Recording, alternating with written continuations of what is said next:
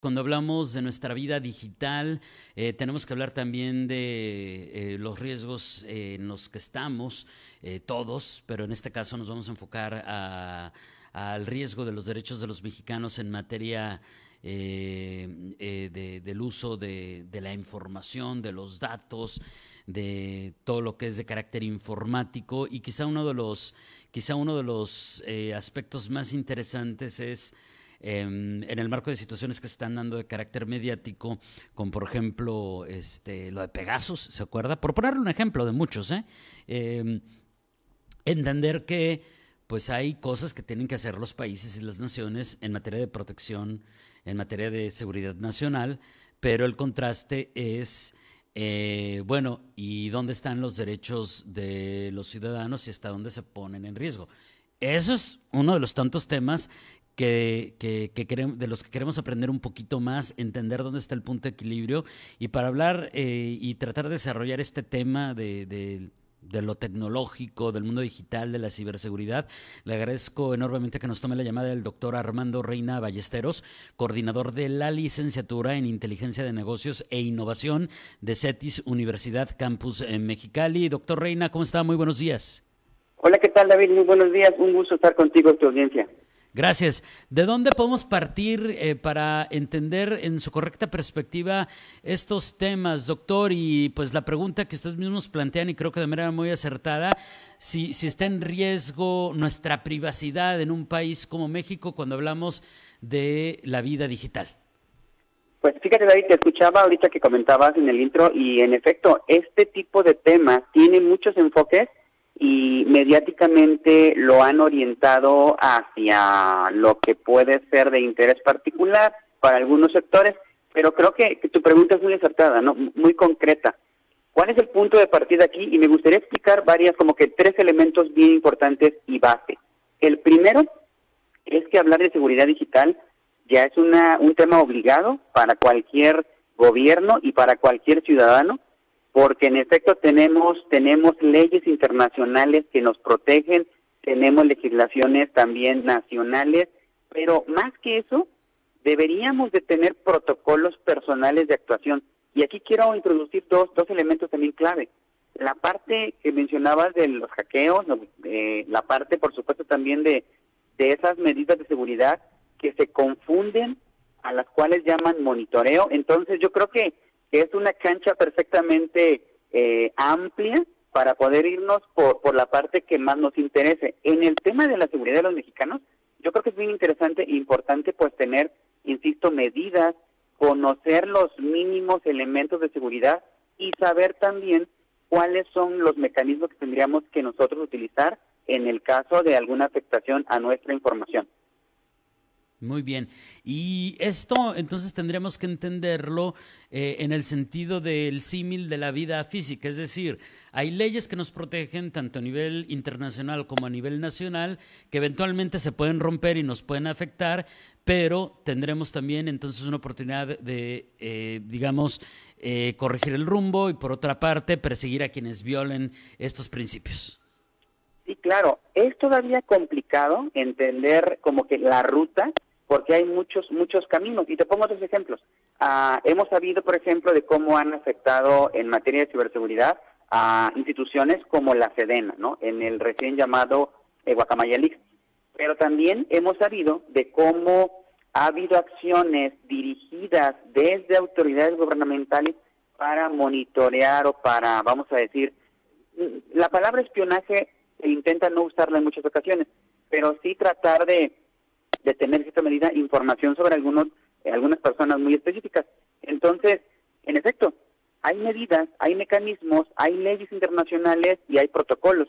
En función del caso está el camino a seguir, pero básicamente la ruta, digamos, inicial implicaría pues poner una denuncia en el caso de tener alguna afectación a nuestra información.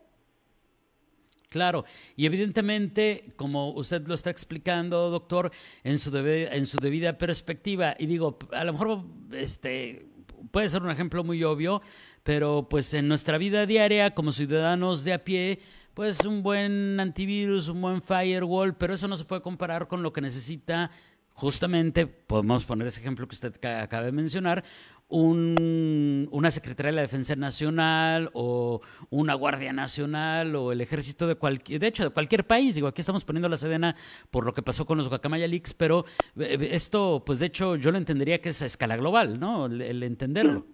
Claro, claro, y de hecho, mira, hay una capa tecnológica, entendiendo como capa tecnológica o una malla tecnológica a todo lo que se nos ocurra técnicamente, que ya existen plataformas, existen productos de software, existen dispositivos de seguridad. Toda esa parte técnica, lo vamos a enfocar en lo técnico, tiene nombre y tiene precio, porque son plataformas y mecanismos que hay que comprar. Entonces, esa capa ya está resuelta. No todos tenemos acceso a ello, por supuesto, en el ámbito personal mucho menos, y la capa jurídica, que es la otra cuestión también importante, en la cual te digo hay muchos vacíos y muchas rutas por las cuales irnos. Y a ver, entonces, en el tema, antes de que nos platique un poquito de esas rutas por las que pudiéramos ir, doctor, nada más para acabar con el tema de los gobiernos. Los gobiernos evidentemente necesitan sistemas de protección, de monitoreo, pero esto no lo tenemos que asociar necesariamente, evidentemente, por ejemplo, para evitar el crimen organizado, etcétera, etcétera, pero no lo debemos de confundir entonces con otros conceptos, si lo estoy entendiendo bien, doctor, como que debemos de verlo como sinónimo de posibilidad de espionaje. Sí, hay una discusión muy seria a ese respecto, porque tanto la parte de seguridad como ataque existen, y sí hay evidencia de que los gobiernos hacen uso de ambas cosas, es decir, son vulnerados, pero también tienen plataformas y ejecutan acciones de monitoreo a la seguridad. Entonces, hay una discusión bien interesante en torno a ambas acciones, que no nos ponemos de acuerdo. Algunos expertos opinan en ese sentido que hay espionaje, y otros argumentan que bajo esa bandera pues están comenzando a vulnerar también la seguridad de los mexicanos, por ejemplo, en nombre de esa protección de datos o de información. Las dos perspectivas están en la discusión y seguirán estando durante mucho tiempo, pues porque son temas, por supuesto, mediáticos. Claro, y digo, ha habido denuncias en este sentido de, por ejemplo, defensores de derechos humanos, de periodistas que pues después descubren que efectivamente habían sido objeto, digo, está pasando con el subsecretario de Derechos Humanos de la Secretaría de Gobernación, doctor, que había sido objeto de monitoreo, espionaje, revisión, como le querramos llamar. Entonces también existe esa realidad. Claro, y eso tristemente no es nuevo, pero depende el personaje y depende el tiempo, pues es que la información sale a relucir. Entonces, es una realidad el hecho de que nos espían, es una realidad el hecho de que posiblemente también necesiten ese tipo de mecanismos por seguridad, pero tristemente no olvidemos que somos humanos y que en ocasiones pues estamos expuestos a hacer uso o mal uso de algunos beneficios o recursos que tenemos a nuestro alcance. Claro, y bueno, yo me atrevería a decir, haciendo un brevísimo paréntesis, doctor, que si usted está haciendo algo que no es bueno, pues ¿qué cree? No es bueno, tenga tecnología o no, y por lo tanto tendría que ser perseguido y tendría que pagar las consecuencias por ello, pero punto y aparte, ya por la vía por la que lo encuentren y se lo comprueben sería parte de otra historia. Y nos hablaba, doctor, ya cerrando ese paréntesis, de protocolos personales de actuación. En términos generales, ¿en qué consistirían esos protocolos o qué tendríamos que voltear a ver para saber que estamos haciendo lo adecuado ya desde la vida de un ciudadano, digamos, entre comillas, normal? Fíjate, qué interesante, y es cuando ya decimos, a ver, ¿qué puedo hacer yo desde mi cancha, no? Y desde mi cancha personal, primero tendría que reflexionar la persona y observar todo lo que tiene expuesto. Entiéndase redes sociales, plataformas de internet, correos electrónicos, dispositivos móviles, teléfonos celulares, todo lo que normalmente conectamos a internet. Y el punto número uno, o el paso número uno es revisarlos frecuentemente, estar cambiando frecuentemente contraseñas, descargando, actualizando parches de seguridad, y por supuesto sabiendo que ese equipo que en algún momento debemos de renovar tras un periodo de tiempo determinado. Ese es el elemento número uno. El segundo, pues todo lo que tiene que ver con las prácticas personales que nosotros hacemos o que no hacemos. Entiéndase, con quién compartimos, por ejemplo, comunicaciones, números, redes sociales, información, porque hay una tendencia muy clara llamada ingeniería social, a través de la cual con nuestros propios datos, pues de alguna manera atentan contra nosotros.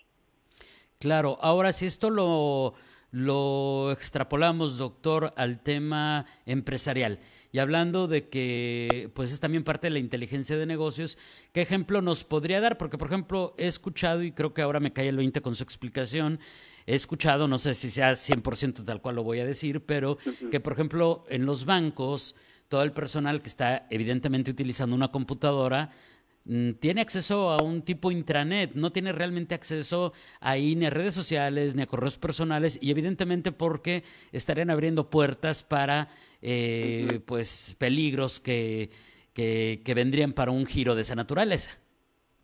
Claro que sí, mira, en las empresas ahí sí hay una responsabilidad todavía mayor, porque están obligadas a implementar mecanismos o protocolos, y en estos protocolos podemos referirnos a protocolos preventivos, a protocolos, por ejemplo, de recuperación. Hay muchos tipos de protocolos. Y los bancos, por ejemplo, tienen incluso mecanismos más sofisticados de seguridad, pero aquí hablamos ya de cuestiones corporativas, donde sí se requiere una inversión tecnológica y, por supuesto, capacitación y un seguimiento constante de este tipo de programas, porque son cuestiones ya corporativas, pues de mayor riesgo. Claro, por supuesto. Ahora, antes de cerrar y pedirle una conclusión, cerrar el tema del equilibrio entre la protección a la seguridad nacional y el respeto a los derechos individuales de los ciudadanos. Ahí, antes de llegar a la conclusión final, ¿qué comentario podremos cerrar en ese subtema? ¿Dónde está, pues, el equilibrio, doctor? El equilibrio está en que como ciudadanos debemos de tener protocolos personales de actuación, mecanismos individuales de seguridad y, por supuesto, también hacerlos valer en nuestros trabajos o en la vida laboral, promoverlos, también participar en ellos y, por último, la parte de saber que nuestros datos están expuestos y que nadie los va a guardar mejor que nosotros mismos. Esto podría yo decir para el equilibrio entre, andemos por ahí conociendo nuestra información y sabiendo que nos pueden atacar en cualquier momento. Claro, y en el caso de los gobiernos, doctor, finalmente creo que todos pudiéramos entender que en un gobierno que trabaja con equilibrio, con responsabilidad, se deberían de tener esos mecanismos y deberían de tener esas tecnologías, ¿no? Claro, en el caso de los gobiernos yo creo que todos tenemos la obligación de pedir cuentas. Sí es importante pedir cuentas porque solo así podremos saber realmente qué se está haciendo con esas plataformas, cuál es la utilidad, la finalidad, y también es importante saber pues que nos informen todo lo que pasa, porque debemos estar enterados debido a la magnitud, del impacto y sobre todo, porque estamos hablando de datos de millones de ciudadanos. En este caso tendríamos la obligación y derecho a saber de cómo se utiliza esa información. Transparencia es la clave en tantos temas de gobierno. Oiga, doctor, ya le voy a despedir, pero antes de ello, un comentario del público que creo que está muy interesante y nos diga si es mito o realidad. Nos dicen, conviene cubrir la cámara de tu laptop para que no estén viendo tu trabajo, tu casa, donde estés, solamente entrar, por ejemplo, a un webinar en Zoom cuando te inviten o cuando estés trabajando normalmente. ¿Qué hay de esa recomendación de la que se habla mucho, de que siempre tengas bloqueada la cámara de tu computadora, que porque es efectivamente una realidad que te pudieran estar espiando? Sí, en efecto, David, es una realidad. Hay plataformas, hay aplicaciones de fácil acceso para cualquiera, donde tú puedes encender remotamente un equipo, activar un micrófono y puedes grabar. Entonces, es una realidad. Sí recomiendo que lo hagan. Suena tal vez raro, pero de verdad que sí se puede vulnerar nuestra seguridad a través de cámaras, teléfonos. Por ejemplo, ahora está de moda los relojes inteligentes, también es posible controlarlos. Las Alexa, dispositivos, todo lo que tenemos en casa se puede controlar si no estamos frecuentemente cambiando las contraseñas y parchando. ¿Incluye los teléfonos inteligentes, doctor? Porque sí, claro. la mayoría tienen cámaras y micrófono. Bueno, no, ya teléfono inteligente tiene que incluir cámaras y micrófonos. Sí, claro, y otra vez, la facilidad. Hay tantas aplicaciones que hacen eso, y como descargamos tantas aplicaciones, y lo peor, mira, en un teléfono celular podemos tener la cuenta bancaria, podemos tener la aplicación de alguna tienda, podemos tener muchas cosas financieras en el mismo sitio. E imagínate todo ahí conviviendo, y cuando una aplicación está bien desarrollada, puede acceder a información de otras aplicaciones, porque al final del día todo se almacena en el dispositivo o en la nube. Entonces sí hay que tener mucha seguridad. Sí, incluso leí de alguno de estos dedicados a este tipo de delitos, doctor, que decían que no necesariamente pueden copiar tu clave de acceso bancaria, pero pueden grabar lo que estás tecleando y pues de ahí ya ven cuál fue tu clave, ¿no? O sea, mecanismos hay muchos. Exacto, hay muchos mecanismos, así es, muchos son creativos y hay muchas formas de poder acceder a la información de los demás, maliciosamente. Bueno, pues tendremos que seguir hablando de estos temas y seguir aprendiendo. Creo que fue un primer muy buen acercamiento a este tipo de temas. Doctor, le agradezco enormemente. Le deseo que tenga un excelente martes. Muy buenos días. Muy buenos días, a sus órdenes. Un gusto. Gracias. Es el doctor Armando Reina Ballesteros, coordinador de la licenciatura en Inteligencia de Negocios e Innovación de CETIS Universidad Campus Mexicali, hablándonos de la privacidad en la era digital y si está en riesgo este derecho de los mexicanos. Las perspectivas, como usted escuchó, son bastantes, muchos temas que ir desglosando y de los que seguiremos aprendiendo.